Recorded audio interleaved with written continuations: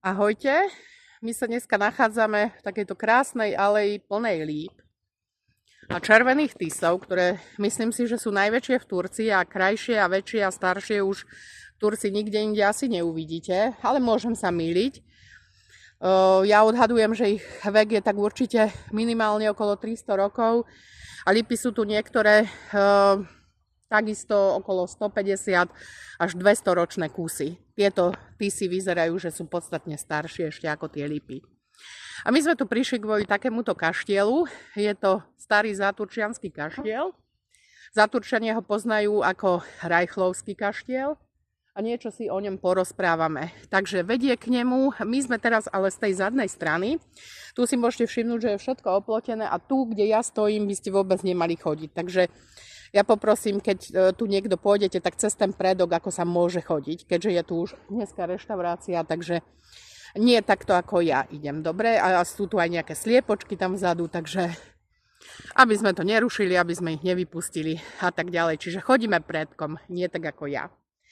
No, tento kostolík, teda teraz kaštiel, ale kedysi kostolík, dovolili postaviť protestantom pre obec vlastne Horné a Dolné Záturčie, ktoré sú dneska vlastne Dolné Záturčie sa nachádza tam, Horné Záturčie sa nachádza tam a keďže kedysi katolíci toto nemali radi, však nemusím hovoriť tento protestantizmus, tak im nedovolili postaviť kostol v centre týchto obcí, ale povedali, že na nejakom mimo zastávaného územia, proste na nejakej takejto opustenejšej lokalite, tak oni si vybrali, aj tu vysadili tieto krásne lípy a vybrali si vlastne takéto návršie, ktoré je jedna obec, máme na tú stranu, teraz je to už mestská časť Záturčie, všetko druhá, kedysi to Horné Záturčie na tú stranu, čiže v strede zhruba mali prístup do tohto kostola. Preto je tu aj táto zadná strana, že vlastne títo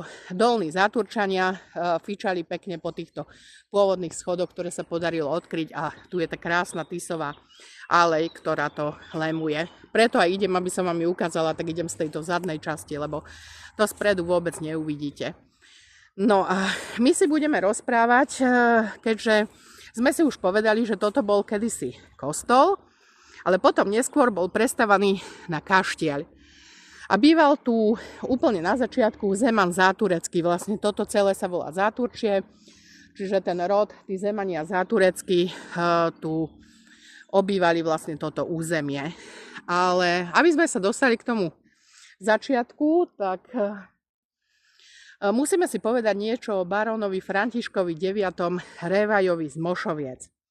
On to bol taký podivín, a tu vidíme, tu máme kurku, už sa na nás pozerá, že čo tu robíme.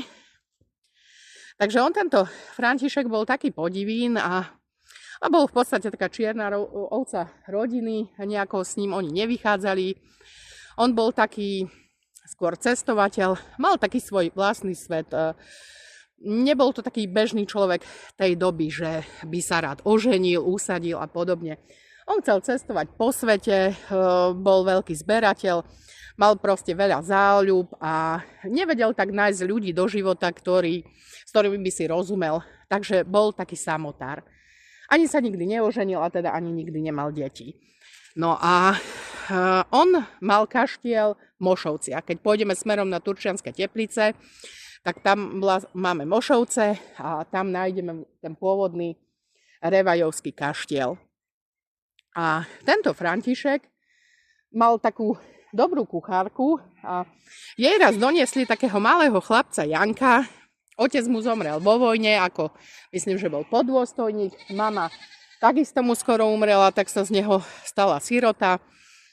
A ona ho zobrala do kuchyne, ako prišlo jej ho ľúto, no proste ho zobrala do kuchyne ako pomocníka. No a jej sa tak videl, on bol proste pracovitý chlapček, hej, taký seriózny a proste si ho tá kuchárka jednoducho veľmi obľúbila a ona dobre vychádzala aj s týmto barónom Revajom, lebo on si tak považoval to svoje služobníctvo, nebol taký nejaký nafúkanec, on tak vychádzal s tým služobníctvom dobre a jemu ho predstavila, že či by ho tak on, keď už mal ten chlapec 14 rokov, či by mu už nevedel niečo také on nájsť a a niekde ho zamestnať. No a jemu sa ten chlapec tak zapáčil, začali chodiť najprv spolu na poľovačky, potom ho začal brávať dokonca na cestách po svete spolu, až nakoniec z neho urobil svojho sekretára, čo bola vtedy ako naozaj taká vysoká hodnosť. To nebolo len tak robiť barónovi sekretára, a ešte v podstate najbohatšieho a najvýznamnejšieho šľachtického rodu v celej turčianskej stolici sa bavíme. Nebavíme sa o takom nejakom barónovi, že z nejakého malého rodu nevýznamného, ale teda naozaj o takú veľkú osobnosť v Turcii. No takže on si tohto Janka takto obľúbil. Dokonca sa im stala taká príhoda, že išli spolu niekde po mori, sa plavili a bolo to v takom priestore, kde sa nachádzali aj piráti a tí sa zrazu dopočuli. No a tu nám pekne kúrka hrabe a už vidím, prečo je to oplotené. My tu máme aha kozičky. Takže kozičky sa tu pasú, spásajú to. Takže preto tu máme ten plótik. No a oni sa plavili po tom mori, až tí piráti, keď sa dozvedeli, že nejaký barón tam má ísť, tak už čakali, že tam bude nejaké bohatstvo, chceli si ho obzrieť jedno s druhým. No a tento Janko sa bál o jeho život, lebo však vedel, piráti, bavíme sa o 19. storočí, čiže piráti sa nebabrali, zabíjali, to nebol problém niekoho odstrániť, alebo aj celé posadky.